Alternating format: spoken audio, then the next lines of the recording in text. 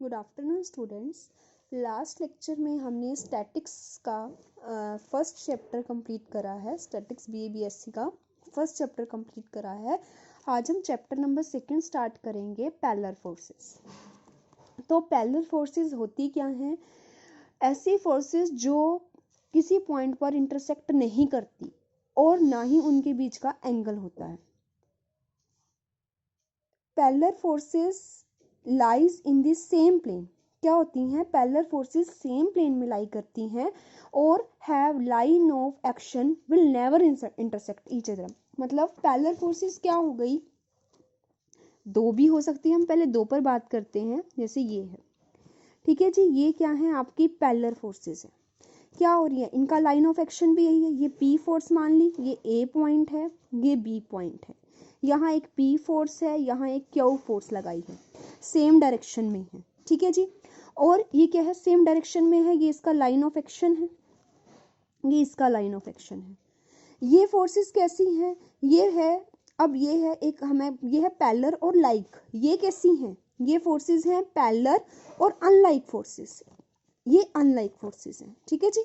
ये कैसी हैं? पैरेलल भी हैं एंड लाइक हैं। ये कैसी हैं? ये हैं पैरेलल एंड अनलाइक फोर्सेस, ठीक है जी। अब क्या है? अब इस चैप्टर में हम ये बात करेंगे कि पैरेलल फोर्सेस क्या होती हैं। अब ये चैप्टर फर्स्ट चैप्टर से कैसे चेंज है? हमने फर्स्ट चैप्टर में फोर्सेस एक पॉइंट पर एक्ट की बात करी थी, हम वहां पर पैरेललोग्राम अप्लाई करते थे। इसमें क्या है? फोर्सेस एक पॉइंट पर नहीं एक्ट कर रही, पॉइंट ऑफ एक्शन दोनों बॉडीज का, दोनों फोर्सेस का अलग है। तो यहाँ कौन सी है? यहाँ क्या है? देखो, the resultant of these two forces act at a point. एक पॉइंट पर एक्ट करती थी तो हम उसका रिजल्टेंट पैरेललोग्राम लॉ से बता सकते थे। अगर दो फोर्सेस थी तो हम पैरेललोग्राम अप्लाई करते थे, अगर दो से ज्यादा थी तो हम रिजोल्विंग परपेंडिकुलर में रिजोल्व कर लेते थे, तो हम वहां से बताते थे। अगर क्या है, लेकिन हम force of which acted a rigid body, line of action क्या है? पैरेलल है। इसका लाइन ऑफ एक्शन क्या है? पैरेलल है, सेम डायरेक्शन, एक पॉइंट पर नहीं है। तो हम क्या करेंगे? This type of forces is known as the parallel forces. और रिजल्टेंट जो होता है इसका हम पैरेललोग्राम लॉ से नहीं निकाल सकते, ठीक है जी। उसके बाद आता है पैरेलल और like forces, this type, and parallel and like this type. तो अब इसमें हमें डायरेक्ट रिजल्ट बताऊंगी, उसके पहले हम क्वेश्चंस करेंगे, फिर इसकी थ्योरी बाद में देखेंगे। ये अब इसका रिजल्टेंट कहाँ होता है? इसके मिड में, इसके इंटरनल होता है। P प्लस क्यू रिजल्टेंट इसका ये होता है। और इसका रिजल्टेंट कहाँ होगा? ये इसका रिजल्टेंट उस साइड लाई करेगा जो चीज बड़ी है। अनलाइक है, अगर P बड़ा है तो रिजल्टेंट P के पास जाएगा, Q बड़ा है तो रिजल्टेंट Q के पास जाएगा। तो P बड़ा है, मान लिया P बड़ा है तो रिजल्टेंट क्या होगा? R क्या होगा? P minus Q। और किसके पास जाएगा? P के पास, अगर P बड़ा है Q से। अगर Q बड़ा हो जाता है तो रिजल्टेंट यहां जाएगा और क्या बनेगा? Q minus P। अब if Q greater than P, ये चीज आपको ध्यान रखनी है। इन दोनों फॉर्मूलेस पर ही पूरा चैप्टर बेस्ड है। और अगर मान लो आपको फोर्सेस, तो इसके बीच में एक रिजल्ट आता है, analogy of Lami's theorem. Analogy of Lami's theorem क्या कहती है? कि एनालॉगी ऑफ लेमिस थ्योरम कहती है कि जो फोर्सेस हैं, जैसे P डिवाइडेड बाय कितना आएगा? बचा हुआ, छोड़ दो इसको, P डिवाइडेड बाय, ये C पॉइंट ले लेते हैं, ये C है, P डिवाइडेड बाय CB।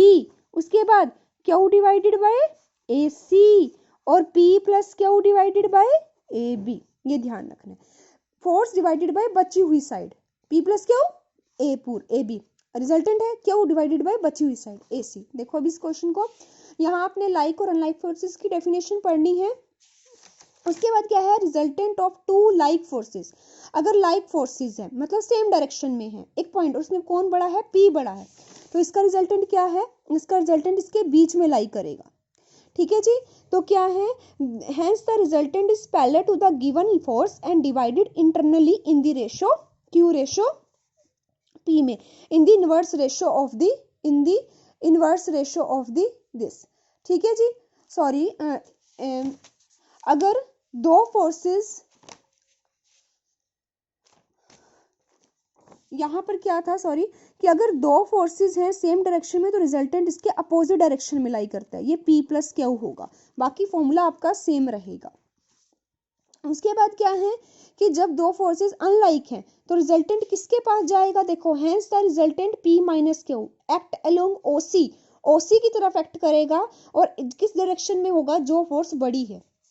जैसे इन्होंने डायग्राम, अभी आपको डायग्राम से क्लियर करती हूँ मैं इसको, जो एनालॉगी है, देखो एनालॉगी ऑफ फ्लेमिश थ्योरम यही कहता है कि जब दो फोर्सेस लाइक हैं तो उसका रिजल्टेंट कहाँ होगा, उसके मिड में होगा, ये रहा रिजल्टेंट, ठीक है।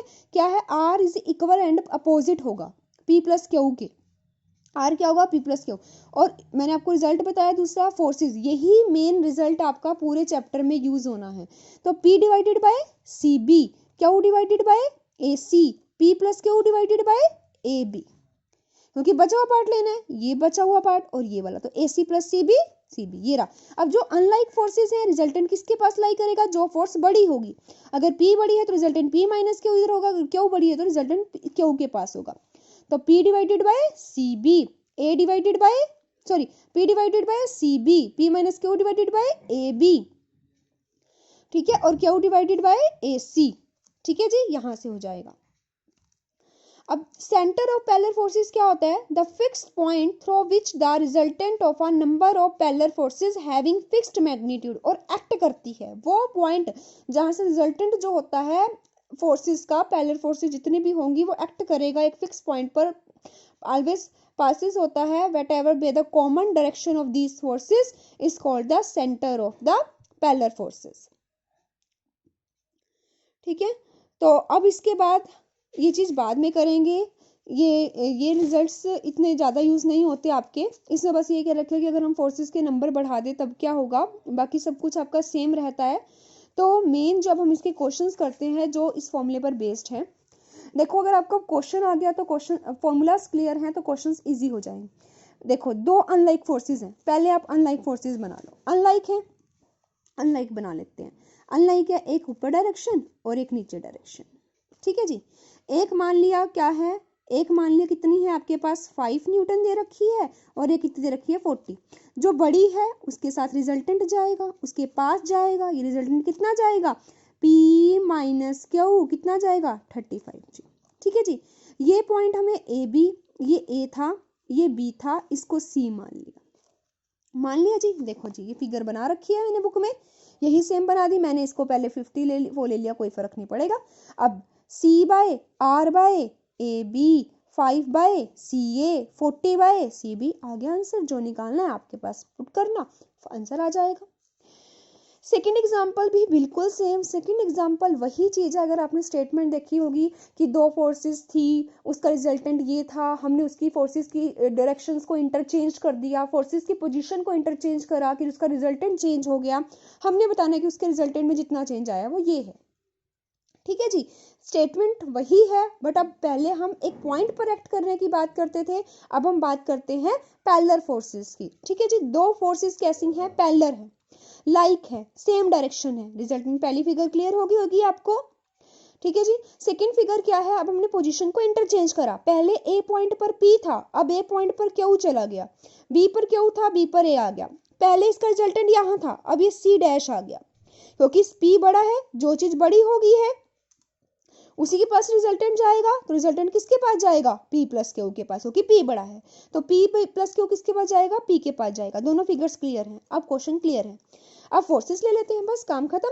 P डिवाइड, इस फिगर के according P divided bye CB, Q divided by AC, P plus Q divided by AB, होगी पहली फिगर। अब इससे देखते हैं, हमने X निकालना है, मतलब हमें ये निकालना है, ये चीज निकालनी है, इसमें कितना चेंज आया वो ये आना चाहिए। तो Q बाय में C लोगे, C डैश लोगे, C डैश लेंगे क्योंकि C का यूज हम इसमें कर चुके हैं। अब ये वाली बात है, Q divided by C dash B, P plus Q divided by AB, और P बाय में AC डैश, ठीक है जी। अब ये दो आपके पास इक्वेशंस बन जाएंगे, इनको सोल्व कर लेना। x क्या होता है, CC डैश क्या होता है, CC डैश ये निकालना है, AC डैश माइनस में AC, वैल्यू पुट करना, यहां से आपका आंसर आ जाएगा। हाँ जी, थर्ड क्वेश्चन देखते हैं। टू अनलाइक है, अनलाइक मतलब वही एक ऊपर एक नीचे, P बड़ा है तो रिजल्टेंट P के पास जाएगा, P की डायरेक्शन में जाएगा। X metre apart at 2 point of a rigid body show that, अगर मैंने डायरेक्शन क्या कर दी, रिवर्स कर दी, डायरेक्शन रिवर्स करी किसकी, P की, मतलब लाइक बना दिया दोनों को। पहले क्या थी, अनलाइक थी, अब क्या करा, P की डायरेक्शन रिवर्स कर दी, मतलब क्यू वाली कर दी। हमने बताया कि रिजल्टेंट में इतना चेंज आया। देखो जी, let resultant P minus Q, किसका, अनलाइक का, P बड़ी थी तो रिजल्टेंट इसके पास जाएगा। ठीक है जी, ये चीज क्लियर है। एट अ पॉइंट C, पहली फिगर क्लियर होगी। अब इस P को भी नीचे ले गए तो रिजल्टेंट चेंज होगा, रिजल्टेंट यहाँ आएगा, रिजल्टेंट नीचे जाएगा, सेम रिजल्टेंट कहाँ आ जाएगा, P प्लस क्यू हो जाएगा। ठीक है जी, रिजल्टेंट कहाँ आ जाएगा, उसी की डायरेक्शन में आ जाएगा जहां फोर्सेस हैं दोनों आपकी, और जहां आपकी, तो क्या होगा, अभी पहले रिजल्टेंट क्या था, जिस डायरेक्शन में आपका बड़ी फोर्स होती है उसी डायरेक्शन में रिजल्टेंट आता है। ठीक है जी, मैंने आपको स्टार्टिंग में एक चीज बताई थी, अगर आपके पास पैरेलल सेम डायरेक्शन, सॉरी, अगर दोनों सेम डायरेक्शन में फोर्सेस हैं तो आपके पास रिजल्टेंट भी उसी डायरेक्शन में जाता है। ठीक है जी, इस चीज का ध्यान रखना थोड़ा, अगर P क्यू सेम डायरेक्शन है तो वही में क्यू जाएगा, अगर अनलाइक फोर्सेस है मतलब एक ऊपर और एक नीचे है तो रिजल्टेंट कहाँ जाएगा आपका, रिजल्टेंट जाएगा जहां पर आपका बड़ी फोर्स होगी, उसका रिजल्ट, और उससे इस साइड जाएगा, निकलेगा बाहर, मिड में नहीं आएगा। ठीक है जी, अब हम करते हैं, अब क्या है इसके बाद, एग्जाम्पल नंबर 3, दोनों डायग्राम आपको क्लियर हो गए होंगे। अब ये इसके लिए कर रखा है P डिवाइडेड बाय कितना, P divided by show X metre apart act at 2 point of a rigid body, इसके बीच का डिस्टेंस हमें X मीटर दे रखा है। Let the resultant P minus Q 2 forces का है, इसका है P बाय में CB, Q बाय में हमने AC और P माइनस क्यू बाय में AB, ये तो चीज वही कर रखी है। दूसरे फिगर बना दिया क्योंकि हमने P की डायरेक्शन रिवर्स कर दी, मतलब दोनों पैरेलल फोर्सेस बनी, तो उसका रिजल्टेंट भी उसी डायरेक्शन में आएगा। तो यहाँ से ये चीज आ गई CB, इन्होंने इसको डायरेक्ट लिखा हुआ है, हम इसको करते हैं दो फोर्सेस को। देखो अब जो ये P है, ये P डिवाइडेड किसके जाएगा, P डिवाइडेड जाएगा CB के, P डिवाइडेड किसके जाएगा, CB के, हम इसको क्या लिख सकते हैं, P डिवाइडेड किसके, CB के। और कौन सी फोर्सेस हैं, Q डिवाइडेड किसके, CC डैश के। और कौन सी फोर्सेस हैं, CC डैश के। और कौन सी है, P प्लस क्यू किसके, P प्लस, अगर P फोर्सेस है वो CB के, और P फोर्सेस है CB के। ठीक है जी, अब इन्होंने क्या कर रखा है, इन्होंने सिर्फ उसी को ही सॉल्व करा, इसको नहीं लिया, इन्होंने इसी को सॉल्व करा, इन दोनों को ले लिया, इस पार्ट को और इसको। तो P क्या करा, P को एज इट इज रखा, P इसके फोर्स इसके नीचे ले गए, इसको डायरेक्शन को चेंज कर दिया, ये चीज कर दी, ये X है, अब दूसरा केस कर रखा है, सॉरी ठीक था। P डिवाइडेड बाय कितना, P divided bye C dash भी। ठीक है जी, P divided bye C dash भी, क्योंकि ये तो पहले था, अब काम तो इसका होगा। P divided bye C dash भी, P plus Q divided by AB, Q divided by AC dash, Q divided by AC dash, वही सेम चीज बना रखी है, दोनों को चेंज करा, दोनों को वही सेम क्वेश्चन जैसे थर्ड करा था, कोई नया काम नहीं, जैसे सेकंड करा था वैसे ही होगा सेम, बस आपको पैरेलल फोर्सेस पता होने चाहिए। पैरेलल लाइक रिजल्टेंट उसी डायरेक्शन, अनलाइक रिजल्टेंट उस डायरेक्शन में जो फोर्स बड़ी है, रिजल्टेंट P प्लस क्यू होगा। अगर पैरेलल है P प्लस क्यू लाइक है, और अगर अनलाइक है तो P माइनस क्यू। हाँ जी, अब इसका फोर्थ एग्जाम्पल देखते हैं। एक यूनिफॉर्म रोड है, AB है, लेंथ कितनी है 6 मीटर है, वेट कितना है 5 न्यूटन है, रेस्ट कर रही है। यूनिफॉर्म रोड है AB, लेंथ कितनी है, ये पूरी लेंथ कितनी है 6 मीटर है, वेट कितना है 5 newton, rest in a horizontal position over a peg, एक पैग, खूंटी नहीं होती, खूंटी उसको बोलते हैं पैग। हमने क्या करा, एक वेट लगा दिया, एंड अंडर अ पैग, एक ओवर अ पैग लगाया, एक अंडर अ पैग। जैसे हमने खूंटी लगाई, खूंटी P और के ऊपर, P के नीचे वेट लगा दिया, और यहाँ से कुछ बांध के ऊपर की वेट लगा दिया। Under a peg P, over a peg मतलब उसके ऊपर, और अंडर अ पैग P।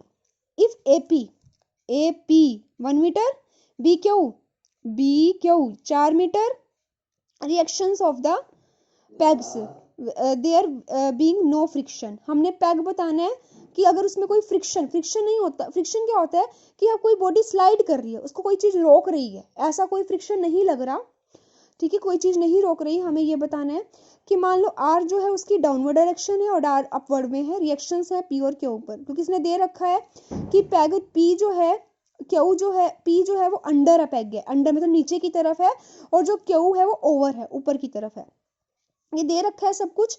अब देखो फोर्सेस ले ली, आर, आर के नीचे कौन जाएगा, आर के नीचे जाएगा क्यू सी, ठीक है जी। So are in equilibrium, since the forces equilibrium में है, तीनों पर हमने स्टेट वो इक्विलिब्रियम पर हो जाएंगी, तो कितना हो जाएगा आर, आर बाय में कौन, अब इस पर लगेगा, इस पर लगानी है हमने theorem, analogue of Lami's theorem, R by में Q C, R dash by में पी सी, 5n बाय में दिस पी क्यू। अब देखो जी पीसी की वैल्यू कितनी आ जाएगी, हमें गिवन क्या क्या है, ए ये दे रखा है 1, बी क्यू ये सारा दे रखा है 4, ठीक है जी। अब ये कितना है, अब ये कितना दे रखा है हमें 4, अब पीसी हमने ये चीज निकालनी, ठीक है जी, हमें ये चीज निकालनी है इन the horizontal over a peg this. अब इसमें हमें कुछ 5 न्यूटन दे रखा था वेट, ठीक है। अब यहाँ क्या है, मिड पॉइंट पर है, डाउनवर्ड है, द मिड पॉइंट पर लगाया, the weight of the rod, mid point है तो इसको 3 में डिवाइड कर रहा है। A uniform rod A B length 6 weight 5 newton rest in the horizontal position over a peg this, find the reaction let on the weight of the rod downward at C the mid point of A B, क्योंकि क्या है equal और opposite reaction लगी, reactions हैं, जो wait है वो कहाँ पर है, सी पर है, तो मिड पॉइंट, मिड में हमने जो वेट, क्योंकि जो वेट गिवन होता है वो जब हम अप्लाई करते हैं तो उसको मिड पार्ट्स, उसको इक्वल पार्ट्स में डिवाइड करते हैं, तो ये भी 3 हो गया, ये भी 3 हो गया, ये कितना दे रखा है 3 पूरा, ये कितना है पूरा 3, ये 1 है, ये बचा हुआ कितना हो गया 2, तो पी से पी सी कितना हो गया आपके पास 2, क्यू सी कितना हो जाएगा, क्यू सी निकालने के लिए क्या करोगे, पूरा 4, ये कितना आया 3, ये क्यू सी निकालने के लिए क्यू बी 4 और सी बी ये कितना है 3, मिड पॉइंट में है तो 4 - 3 1, पी क्यू निकालने के लिए पी सी 2, क्यू सी 1, ये भी 1 आ गया, तो यहाँ से आप अप्लाई करोगे, यहाँ से आपका आंसर आ जाएगा, ठीक है जी। अब सेम यही क्वेश्चन आपका 5th है, अब इसके भी हम नेक्स्ट लेक्चर में हम इसका 5th एग्जाम्पल देखेंगे। 5th एग्जाम्पल भी सेम ऐसे है जैसे आपका 4th है, तो मैं आपको एक बार स्टेटमेंट बता देती हूँ इसकी, फिर आप एक बार ट्राई कर लेना। वही है, एक हैवी यूनिफॉर्म रोड है, 4 मीटर लॉन्ग है, रेस्ट हॉरिजॉन्टल, 2 पैग हैं which are 1 metre apart, 2 peg लगे हुए हैं 1 मीटर अपार्ट है, वेट कहाँ है, वेट 10 kg है, 1 एंड पर लगाया है, और 4 kg वेट कहाँ है, अदर एंड पे लगाया है, ठीक है। Will just till the rope, find from the other and, will just till up the road, मतलब आपकी रोड क्या रहे, अप में रहे, उसके लिए वेट लगाया हमने, वेट निकालना है रोड का, and the distance of the peg from the centre of the rod. मान लिया A B rod, A B 4 है रोड है, डब्ल्यू इट्स वेट है, डब्ल्यू इसका वेट जो सेंटर में अप्लाई करा है। सिंस रोड क्या है, यूनिफॉर्म है, सॉरी मैं आपको एक बात और बताना भूल गई कि यूनिफॉर्म है, जहां भी यूनिफॉर्म वर्ड आता है वहां वेट हमेशा सेंटर में अप्लाइड होता है, ठीक है। इसलिए यहाँ पर जो वेट है आपका W, जो एक 5 न्यूटन वेट है वो सेंटर में अप्लाई हुआ है, इसलिए उसको इक्वल पार्ट्स में डिवाइड कर दिया उसने, ठीक है जी। यहाँ भी क्या है, W वेट अप्लाई करा है, यूनिफॉर्म रोड है तो वो उसको मिड पॉइंट में अप्लाई होगा वेट, जहां भी यूनिफॉर्म है वेट हमेशा मिड में अप्लाई होता है। 2 पैग ले लिए, C पॉइंट पैग ले लिया और D पैग ले लिया, अपोजिट साइड्स हैं ओके, एंड 1 मीटर अपार्ट है, मतलब इनके बीच का डिफरेंस 1 मीटर है। तो इन्होंने मान लिया सी ओ मान लिया ये x है, ओ डी कितना, देखो जी ये पूरा सी डी इनके बीच का 1 है, ये 1 है, ये x है, ये बचा हुआ कितना हो गया, ये बचा हो गया 1 - x, ये आ गया आपका, ठीक है जी। ये ओडी कितना होगा, ओडी होगा आपका सी डी माइनस में सी ओ, यहां से निकल गया 1 - अब एसी पे जाते हैं,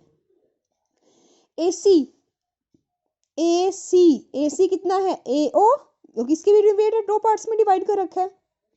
AO माइनस में ये पूरा कितना था 4 था, मिड पॉइंट में लगाया, ये 2 इधर हो गया, ये 2 इधर हो गया, देखो मिड पॉइंट लगाया, ये 2 है, ये भी कितना है 2 है, ठीक है जी।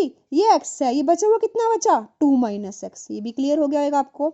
अब db क्या होता है, db ये वाली चीज सेम उसी तरह से, ये 2 है, ये कितनी है db 2 माइनस ये बचा हुआ कितना हो गया 1 माइनस एक्स, तो db od माइनस में od 1 माइनस एक्स आया हुआ है, और ob ये पूरा कितना है 2, यहाँ से ये चीज आ जाएगी।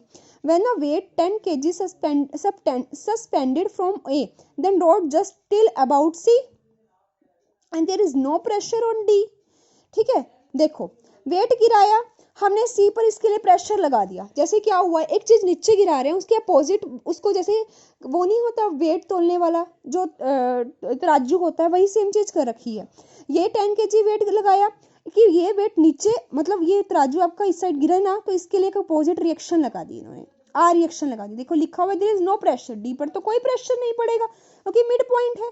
ये वेट लगाया, इसकी अपोजिट रिएक्शन लगाई ताकि ये वेट टिका रहे, ठीक है। तो अब क्या करा, AC अभी निकल गए सारे, no pressure, let R reaction at C, R reaction लगा दी। सिंस 3 फोर्सेस पैरेलल है, 10 kg parallel forces 10 kg at A पर, W एट O पर, R बीन इक्विलिब्रियम। ये रिएक्शन क्यों लगाई, ताकि इक्विलिब्रियम में रहे फोर्सेस, ठीक है। तो इस पर कौन सी थ्योरम लगा सकते हैं, analogy of Lami, R by कौन ये पूरा, W बाय कौन, W बाय दिस वाला, 10 बाय कौन दिस वाला, ये x यहाँ से W की वैल्यू आ गई, ठीक है जी। Similarly from the second condition of the problem क्या है, वे और अ वेट, अब क्या करा और अ वेट, यहाँ तक क्वेश्चन कंप्लीट हो गया। अब है और a weight 4 kg suspended from the other end. अब हमने क्या करा, 4 kg वेट अलग पर लगा दिया। अब क्या कहानी बनेगी, भाई एक उसके अपोजिट डायरेक्शन ताकि इक्विलिब्रियम आ जाए, वही चीज करी। Similarly from the second condition of the problem when a weight 4 kg suspended at B, then the rod just till about D and there is no pressure, C पर कोई pressure नहीं पड़ेगा। अब सेम इसी तरह जैसे यहाँ था, इसके अपोजिट रिएक्शन लगाई ताकि D पर प्रेशर ना पड़े, सेम। अब काम क्या हुआ इन तीनों का, सेम वही काम किसका होगा इन तीनों का। ये इक्वेशन आ जाएगी, फ्रॉम सेकेंड से इसको सोल्व करोगे, यहाँ से इसकी वैल्यू आ जाएगी। Rejecting the value x5 which is not possible, the road की लेंथ ही 4 है तो ये तो हो नहीं सकती, तो दूसरी वाली को वैल्यू। क्वेश्चंस क्लियर, सिर्फ स्टेटमेंट क्लियर होनी चाहिए क्या कह रखा है, उसके बाद क्वेश्चन में कुछ नहीं है, ठीक है जी। अब नेक्स्ट लेक्चर में हम इससे 6 से एग्जाम्पल करेंगे। Thank you.